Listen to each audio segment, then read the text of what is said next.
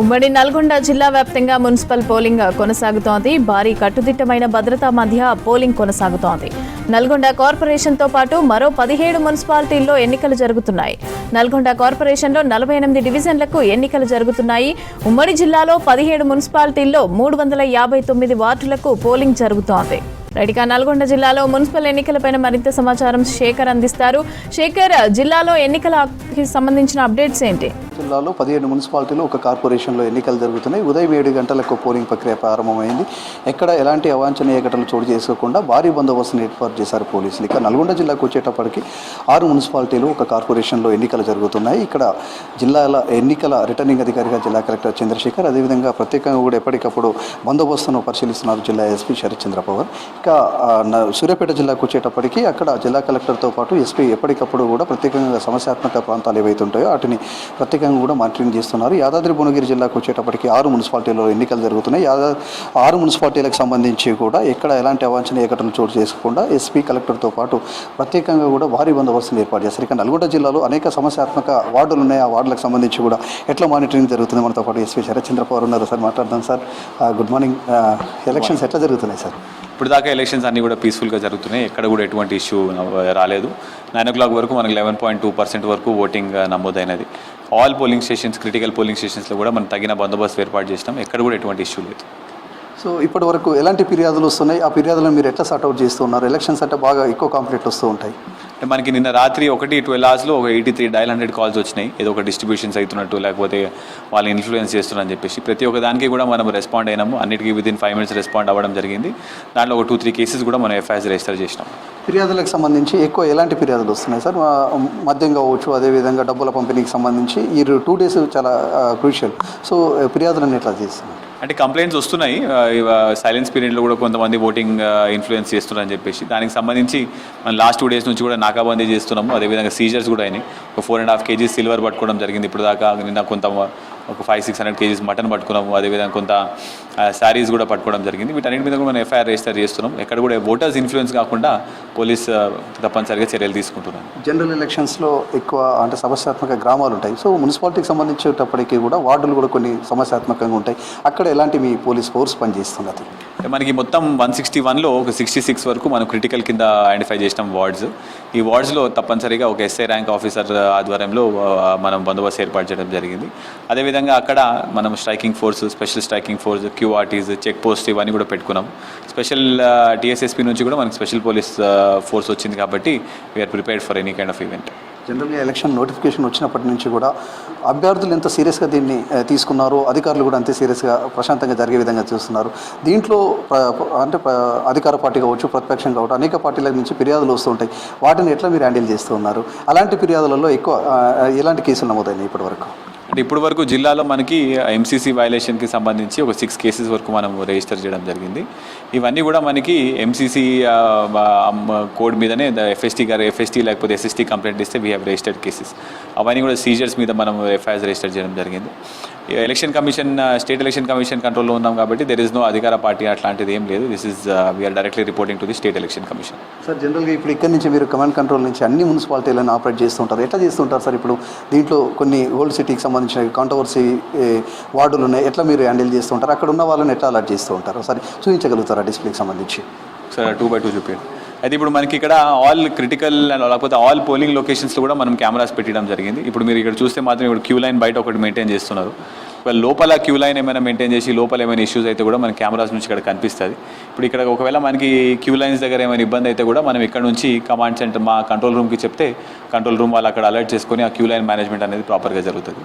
So ఎక్కడైనా కూడా voting చేసే సమయంలో బయట ఎటువంటి ఇష్యూ ఉన్నా కూడా మనకి ఇక్కడ కనిపిస్తుంది కాబట్టి మేము అలర్ట్ చేసే పొజిషన్లో ఉంటాం. జనరల్గా ఓటర్లకు, నాయకులకు ఎట్టయితే మీరు ఇన్స్ట్రక్షన్స్ ఇచ్చారో మీ పోలీస్ సిబ్బంది కూడా కొన్ని చెప్పారు, ఎవరు కూడా లోపలికి వెళ్ళొద్దు, బయటనే విధి నిర్వహణ. సో లోపల మీ మానిటరింగ్ ఒకవేళ లోపల ఏదైనా ఇబ్బందికరంగా ఉంటే అక్కడ ఉన్న వాళ్ళని ఎట్లా అలర్ట్ చేస్తుంటుంది మీ టీము? వాళ్ళని ఎట్లా మళ్ళీ బయటకు పంపించే ప్రయత్నం చేస్తుంటుంది? అట్లాంటి గొడవలు ఏమైనా మీ దృష్టికి వచ్చాయా? ఇప్పుడు దాకైతే ఎటువంటి గొడవలు ఏం రాలేదండి. పోలింగ్ అయ్యే రూమ్లో మాత్రం ఎటువంటి పోలీస్ వాళ్ళు ఎవరు కూడా లోపలికి వెళ్ళరు. Presiding officer is the final authority.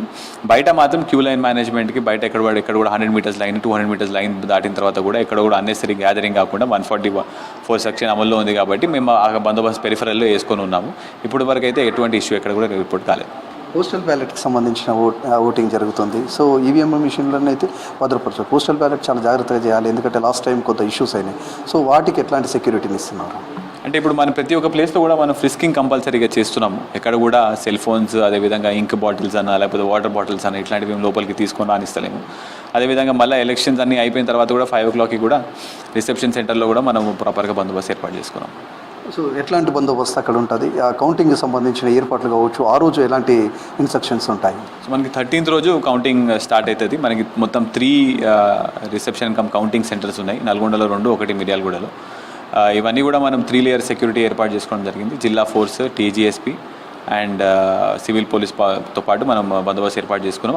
అదేవిధంగా అక్కడ చుట్టుపక్కల కూడా 144 సెక్షన్ ఉంటుంది కాబట్టి అక్కడ ఎటువంటి గ్యాదరింగ్ కూడా లేకుండా మనం చూసుకుంటాం. జనరల్గా ఎలక్షన్స్ అంటే వివిధ శాఖల సమన్వయము, మీ సిబ్బంది మీ మాట వింటుంటారు.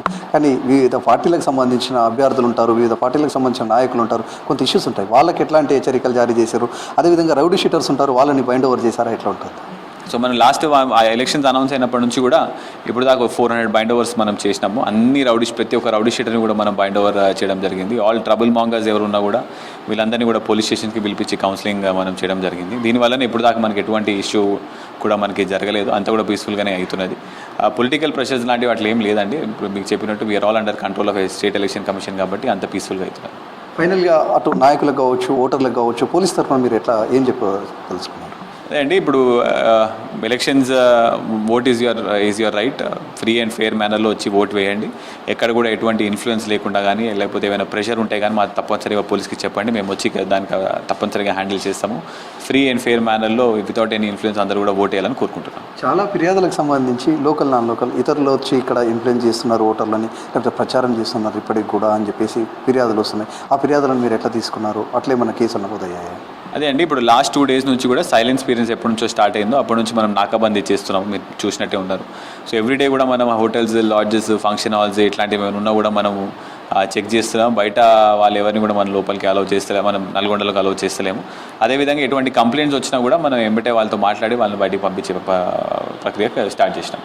చూడొచ్చు, మొత్తం ఓవరాల్గా నల్గొండ జిల్లాకు సంబంధించిన 6 మున్సిపాలిటీలు కావచ్చు, ఒక కార్పొరేషన్కి సంబంధించి ఏవైతే కీలకంగా సమస్యాత్మకంగా అనుకుంటారో ఇక్కడ కమాండ్ కంట్రోల్ నుంచి ఎప్పటికప్పుడు కూడా జిల్లా ఎస్పీ శరత్చంద్ర పవార్ ఆధ్వర్యంలో ఈ టీం కూడా పనిచేస్తుంది. అక్కడ ఉన్న వాళ్ళని అలర్ట్ చేస్తూ ఉంటారు. అక్కడ ఉన్న ఏదైనా రిస్క్ కనుక ఉంటే మాత్రం వెంటనే అక్కడ ఉన్న పోలీస్ సిబ్బందిని కావచ్చు వాళ్ళ టీంను అలర్ట్ చేసి వాళ్ళందరినీ పంపించే ప్రయత్నం చేస్తారు. ఇప్పటివరకు ఉదయం నుంచి ఇప్పటివరకు దాదాపు 30% పోలింగ్ శాతం అయింది. ఎక్కడ కూడా ఎలాంటి అవాంఛనీయ ఘటనలు చోటు చేసుకోలేదు. ఒక సూర్యాపేట జిల్లాకు సంబంధించి మాత్రం 25వ వార్డులో 2 వర్గాల మధ్య ఘర్షణ అయితే వెంటనే అక్కడ అలర్ట్ అయిన పోలీసులు వాళ్ళని చెదరగొట్టారు, పంపించే ప్రయత్నం చేశారు. ఇప్పటివరకు నల్గొండ జిల్లాకు సంబంధించి మాత్రం ప్రశాంతంగా ఎలక్షన్స్ జరిగే విధంగా మాత్రము అటు జిల్లా కలెక్టర్ కావచ్చు, జిల్లా ఎస్పీ కావచ్చు మానిటరింగ్ చేస్తున్నారు. ఏవైతే సమస్యాత్మక వార్డ్స్ అనుకుంటున్నారో ఆ వార్డులలో మాత్రం అక్కడ ప్రత్యేక పోలీసు బందోబస్తును ఏర్పాటు చేశారు. అదేవిధంగా ఈ పోస్టల్ బ్యాలెట్కి సంబంధించి పూర్తయిన తర్వాత వీటిని మళ్ళీ సేఫ్గా తీసుకెళ్లి ఎక్కడైతే గోదాంలో భద్రపరుస్తారో అక్కడ కూడా భారీ బందోబస్తును ఏర్పాటు చేశాము. అదేవిధంగా కౌంటింగ్ ప్రక్రియ వరకు కూడా 3 అంచెల భద్రత ఉంటుంది. అదేవిధంగా ఎన్నికల కోడ్ను ఉల్లంఘిస్తే మాత్రం ఎవరిని ఉపేక్షించేయలేదు. పార్టీలకు సంబంధం లేకుండా ఎన్నికల కోడ్ని ఉల్లంఘించొద్దు అని చెప్పేసి చాలా సీరియస్గా కూడా నల్గొండ జిల్లా ఎస్పీ శరత్చంద్ర పవార్ చెప్పుకొచ్చారు. దానిలో భాగంగా అటు పోలీసు టీం కూడా పనిచేస్తున్న పరిస్థితి అయితే నల్గొండ జిల్లాలో ఉంది. మమత.